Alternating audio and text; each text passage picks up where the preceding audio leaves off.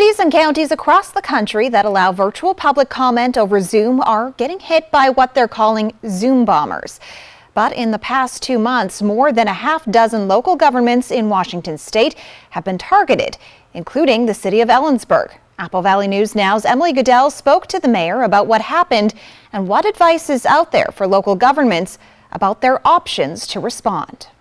What happens when online participants who don't live in the community sign up for public comment using fake names and use that time to spew racist slurs or anti-Semitic rhetoric? Sometimes they get shut off, like at a Kenmore City Council meeting on October 9th. Why do they worship Please remove Satan? this man from the meeting. I have a First Amendment right to free speech. Sometimes officials reluctantly allow them their time, like at the Bremerton City Council meeting on October 18th. I have to let people have their 3 minutes unless they're actively trying to disrupt the meeting, as uncomfortable as it is sometimes. And sometimes officials call it out, like at King County Council's Law, Justice, Health, and Human Services Committee meeting on October 3rd. I'm really sorry to all the people who had to listen to all these just terrible comments from people infiltrating our public comment portion. It's also happened in Port Angeles, Blaine, Whatcom County, and now is something that happened right here in the city of Ellensburg at a council meeting on November 6th. And when I spoke to the mayor, she said they did the very best they could to respond in the moment,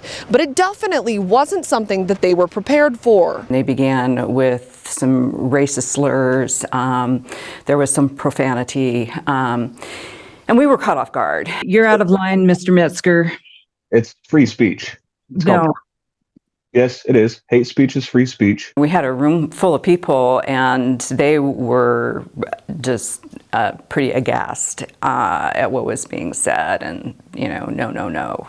We were able to mute them, but not before I had to process what our rules were and where the line was. They fell back on a rule that says commenters have to be speaking on city business and use that to cut them off. Allowing it to go as far as it did in no way means that we condone that. It is truly just trying to protect the city from a lawsuit by drawing the line too far on one side. But they're still not clear on what other options they had in that moment. What's over that line? What is disruptive mean versus how far can we push free speech? The Municipal Research and Services Center, or MRSC, a nonprofit that provides legal and policy guidance for local governments in Washington state, recently published a guide for addressing racist and anti-Semitic public comment at meetings. In it, they say, quote, "The sad truth is that local governments may not be able to guarantee that hate speech will not occur during public comment, but there are measures that can be taken to make it less easy to espouse hate. 1. Eliminate remote public comment entirely. 2. Limit public comment to just the items on the agenda. Or 3. Take extra steps to verify the identity of speakers commenting remotely." The mayor says number 3 didn't work for them because the commenters gave fake names and addresses when they signed up to comment. But the city is weighing other options, including the first 2 in that list. We'll just have to weigh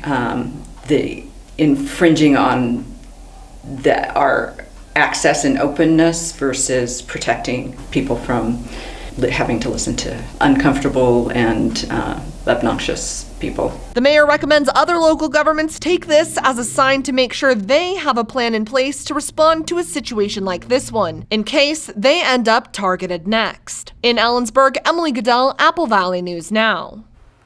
The Ellensburg City Council will be discussing their options at the upcoming council meeting at 7 p.m. on Monday, the 20th.